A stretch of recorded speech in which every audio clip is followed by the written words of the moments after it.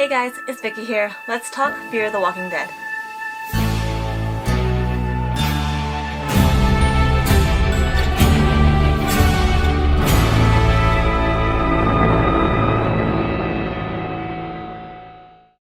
Alright, so in this video, I'm going to be talking all about the first episode of the 7th season of Fear the Walking Dead. This episode is titled The Beacon, and please don't mind my backdrop. I know it's not Fear the Walking Dead.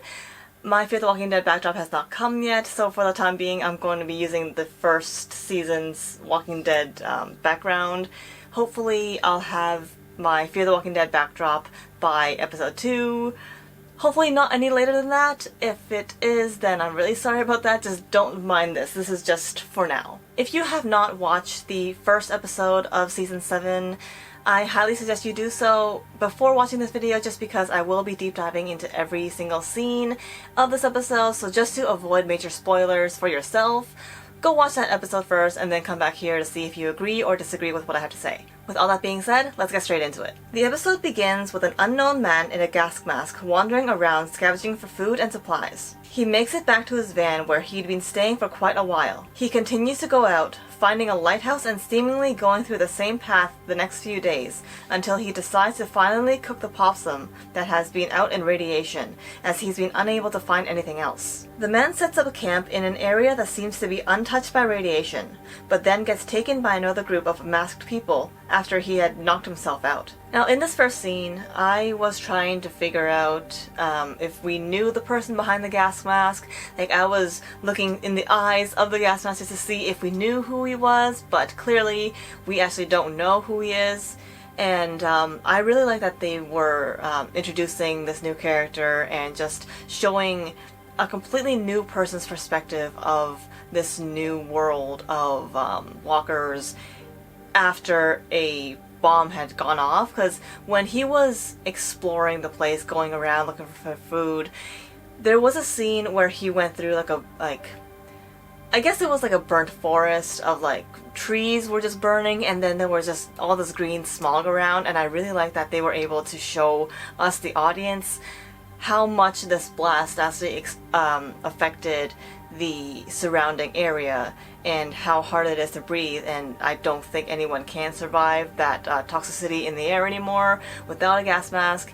And I don't know, I just really liked that they were able to show that through a completely new character's perspective. And when this character went back to where he seemed to have been staying for ever since the bomb had went off, he stays in a van. And okay, I'm not going to claim to be an expert on cars or anything remotely similar, but I'm pretty sure that there are holes in the car, or for ventilation purposes, that outside air can get inside the car, so he's not necessarily safe inside the car, even if he's plugged up the exhaust valves and tried his best to block out any cracks in his vehicle with towels and stuff. But even if he does that, wouldn't he still kind of find it hard to breathe, or maybe even suffocate in the car? Since he has a lack of air, he takes off his gas mask inside his vehicle as if it's a safe haven, that it can block out all toxins in the air, but I don't think that's the case. Again, I'm not claiming to be an expert on cars, but I don't think his van is fully safe when it comes to toxins in the air. That's all I'm trying to say. If I'm wrong, please correct me in the comments, because I'm going to say it again. I don't know anything about cars, but logically, he shouldn't be able to breathe that well in his car anyway. And then when he sets up a camp outside, when he's cooking the possum, and he doesn't have his gas mask on, so I'm guessing that that entire area is safe to breathe, otherwise it would have been really dumb for him to take off his gas mask. But then first thing I thought of was, why did he not move his van or try to set up a camp in that area, since he doesn't have to worry about not being able to breathe? But then I thought about it again, and he's kind of in like an open area where anyone can wander through, like any people or walkers, they can also wander through. And I find that it's probably safer for him to actually have some kind of shelter rather than just being in an open area regardless of like the air quality. So I get it, but then I'm like, why don't you just try to push your van there? But then again, he did see that there were people that were trying to like kill, well, not really kill, they were just stripping off like walkers. We'll get to that in a bit. But, I don't think that would have been the greatest idea for him to do either, just now thinking about it, since there were people going around scavenging, and he just didn't want to be seen with them just because, or by them, just because he doesn't know who these new people are, if they're even new.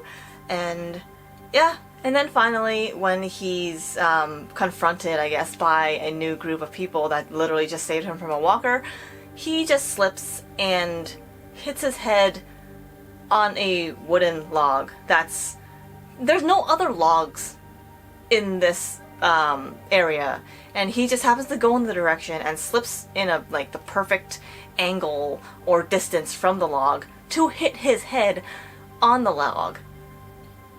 It's just very, very coincidental, and I'm just going to put it off as writer's convenience at its absolute best.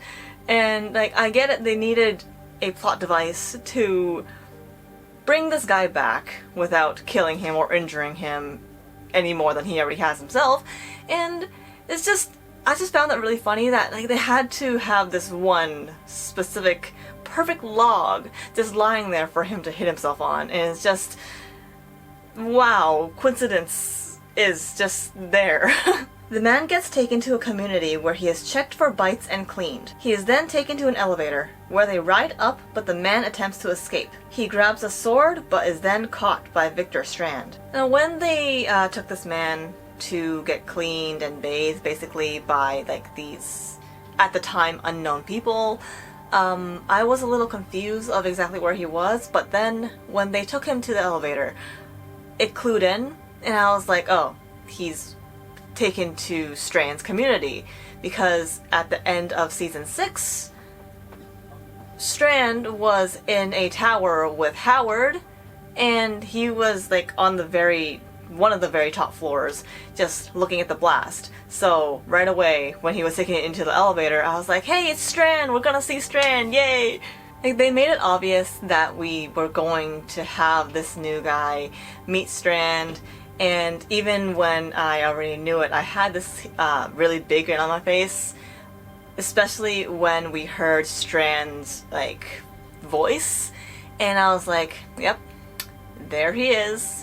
There is Victor Strand. Victor offers the man food and drink in exchange that he answers his questions. The man tells Victor his name is Will, and that he, along with some others, was the aide of a senator. He reveals that the others did not make it, nor did the senator. Will then tells Victor about people stripping the dead, and that he calls them stalkers, but he doesn't know anything about them. Now with the stalkers, I think that Strand may be worried about one of two things. That either the stalkers are a completely new group of people and a threat to his community, or they're part of Morgan's group, which is why he was so adamant on asking Will everything he knows about them. I personally think they're not Morgan's group. I think that they're just like a new group. Whether they're a threat or not, you don't exactly know, because they're not really scavenging like other people's belongings. They're just literally stripping the dead, as Will said. And yeah, I don't think they're really, as of right now, I don't think they're really that big of a threat. Maybe they're just scavenging walkers to see like what they have and for supplies, just like any other survivor would. And they don't seem to be, actually I can't really say they don't seem to be a threat, just because later on in the episode, this is not really spoiler, especially because everyone who watches this video should have already watched the episode already. So yeah, I do think that they're, I'm gonna take everything that I said back. The stalkers are definitely a new threat to the group. Victor gives Will the grand tour of the community that he built with the people he had brought in. Will comes across a bulletin board of pictures of walkers, and Victor tells them that he has his scouts taking pictures of the dead. in case any of them are loved ones of his people. He then brings Will up to the roof, where he kicks him out. Before leaving, Will shows Victor a medallion necklace, and Victor makes him bring him out to where he claims he found it.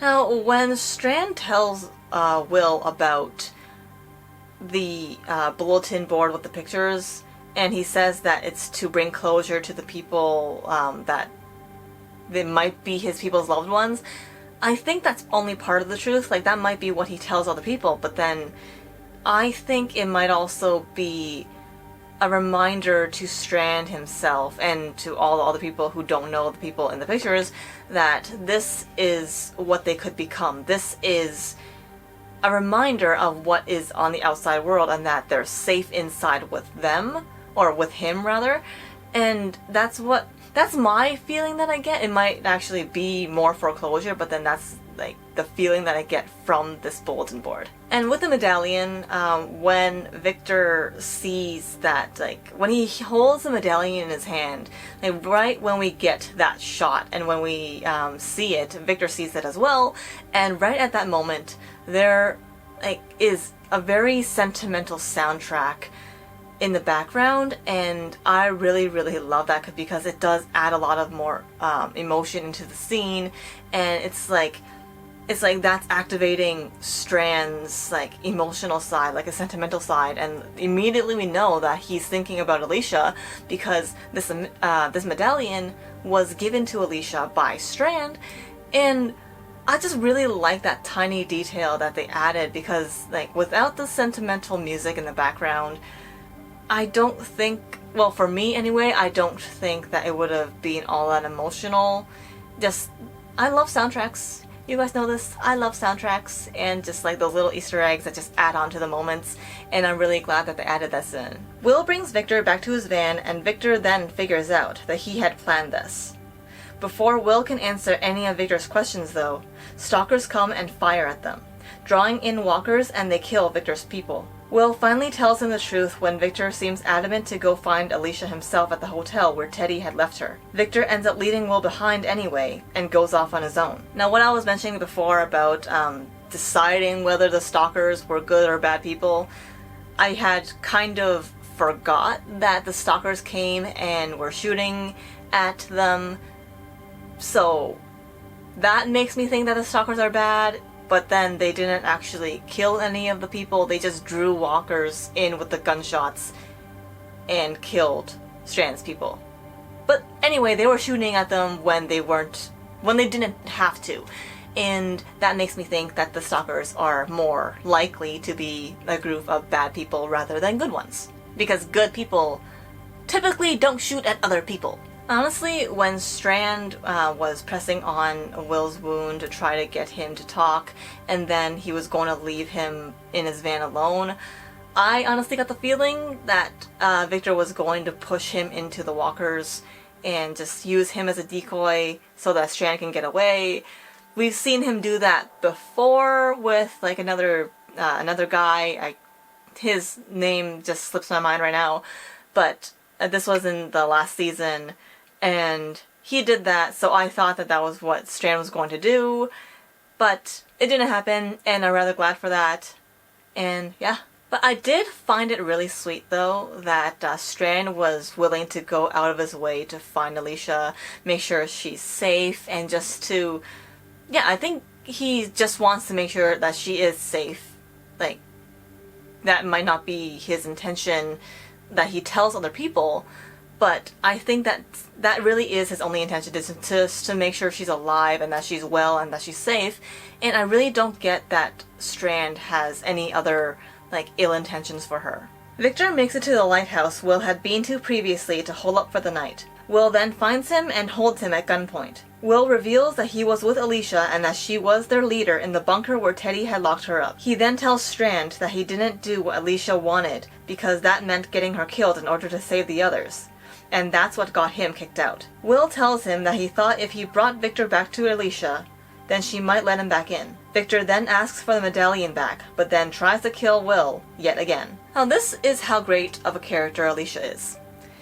She is not in this episode at all. I really hope we get to see her soon, but she was not in this episode at all. But her her presence in this episode was really, really huge, because even from this small story that Will tells Victor, like, she was willing to sacrifice herself so that everyone else will live.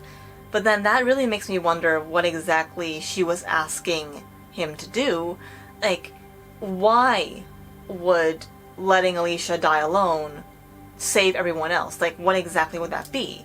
Because I can't really think of exactly what that situation would call for, but then, like, the fact that Alicia was able, or was willing to give herself up for her people, that just shows how great a person Alicia is, how great a leader she is, and just her presence is so great in this episode, and she's not even in it. Will gets the upper hand and tries to leave, but they are swarmed by walkers, and he recognizes them as people from his bunker. Victor asks if he saw Alicia out there, and he tells them he didn't see her, but he also didn't see all of the walkers. To make sure, Victor goes out to fight all the walkers. Will ends up turning on the light on top of the lighthouse to make it easier for Victor to see, but unfortunately, it burns out the gas within a few minutes. Will then goes out and saves Victor's life, and the two go off to find the bunker. Now, very obviously, Strand still cares for Alicia, like, a lot, and like I said before,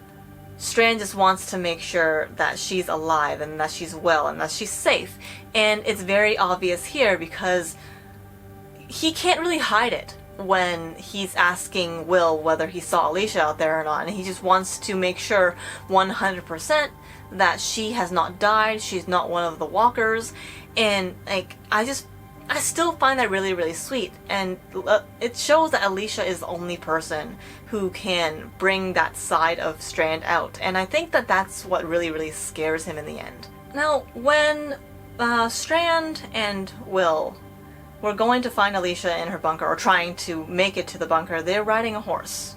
And previously, when Will was trying to lead them back to his van, Strand and his people were also all on horses. I have a very big question. How can horses breathe in this toxic air and not have anything happen to them? Like, please, any horse experts out there, correct me if I'm wrong, but I'm pretty sure horses can't breathe in toxins and be okay, because it doesn't, that point does not make much sense to me, just because, like, they're horses, they're still living and breathing things, they probably need clean air, they can't breathe in toxins or smoke just because. Or maybe I'm completely wrong about this and horses are invincible, but I don't know, that's just my, like, major question of this entire episode. Like, are horses invincible to to toxic gases? That's a really ridiculous question, but it's very valid in this sense. The two make it to the bunker and they find that it's completely empty of people and the place was not scavenged by other groups. They find a painting done by Alicia and a note for Will that says Padre. Both of them come to a conclusion that both Strand and Will need Alicia. Together they set out back to the lighthouse and bring the light bulb back to Strand's tower. They light the bulb, attracting walkers and, according to Strand, repelling others to the tower. He then grabs Will and pushes him off the tower, saying that Alicia won't have anything to do with him after this. Now, I really liked Strand's, I guess, character development throughout this entire episode, because first he started off as, like, a very confident leader. Like, he very confidently says that he built this place, like, where he's staying at the tower, and he brought all these people in. Like, he's very confident, but once he sees the medallion, he's like, oh, right, Alicia still exists, and he's, like, reminded of who he was from the past, and then, like, when he sees that Alicia is potentially in danger, he just throws his life away. Well, not literally away, but then he's willing to throw his life away in order to save her or make sure that she's alive. And I think that he's scared of that, which is why he wants to now repel her rather than bring her back in. And I think that that is exactly why he decided at the very end to kill Will in, like, such a brutal way. And it's just, he's back to being his like confident leader self, but then I think that his reminder that Alicia's still out there and that she will try to bring him back to who he was or who she knew him to be, I think that really scares him, and that's why he's doing his best to push her away as much as possible, because he doesn't want to fail, he doesn't want to die. And how he is now, I don't think that he thinks he's going to die with how he is now, but he's still scared of becoming what he used to be, or reverting back to what he used to be, per se. And yeah, I think his biggest downfall was pushing Alicia away, really, and now he's scared of bringing her back in. I am repeating myself, but that's really what I think. Now, throughout this episode, I constantly had a feeling that Will was going to die. But then when him and Strand were in that room with the painting that Alicia did, and he reveals that he loves her, I kind of had like a little hope for him that maybe he could be a new main, or like join the main cast. But then of course that doesn't happen since Strand kills him in like the next scene. And I just wanted to say my instincts were right. I really liked how they started the season with being in Strand's point of view and seeing everything that he's done ever since the bomb went off. They revealed in the episode that it's been approximately like 50 days since everything happened, and within 50 days Strand was able to build this community, like bring people in and have his own little community, for lack of a better word to say. And I really like that they're doing this type of thing where obviously we know that our group, they're all separated, and I'm pretty sure they're going to be doing this for every single episode until everyone's reunited. Like this episode is going to be Strand's episode, next episode I'm pretty sure it's going to be Morgan's, and then after we're going to probably get Dwight, and then June, and then Al and all those other people. And I just really like that because it's like we get to deep dive into everything that they've been through, I'm guessing within this timeline, within these 50 days, or maybe in between those 50 days. I don't exactly know how they're going to be planning it. Maybe they're going to have like flashbacks. I really hope not. I don't exactly like flashbacks too much, but I'm really excited to see what our other characters have been through. And just this episode, I really liked that they were introducing Strand as the villain in this way, because I really do think that Strand's going to be the villain now, just because he's going against Morgan, really, and he's directly going against what Alicia wants. I'm really excited to see where Alicia is, mainly because we haven't actually seen her for a really long time. Like, she wasn't even in the final episode of last season, and she's just been in the bunker, so I really want to know where she is. I hope we get to see her soon. And yeah, I'm excited for the season. Now, I'm going to rate this episode an 8 out of 10 because it was very backstory heavy, and I really, really love that. Now, I know a lot of people, they may disagree with me just because it is a a season premiere of the season, and a lot of people, they might want more of an action-y episode to start off the season. But to each their own. I really like how they did it. I really like how they gave us the perspective of the villain first rather than the protagonist, and that's a very different thing for them to do, and I really, really like that. And yeah, so that was my review of episode 1 of season 7 of Fear the Walking Dead. If you guys agree with what I said or disagree with what I said, please let me know down in the comments below.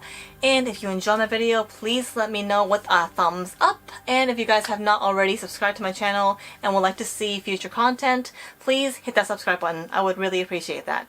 Alright, I'll see you guys in the next video. Thanks for watching. Bye!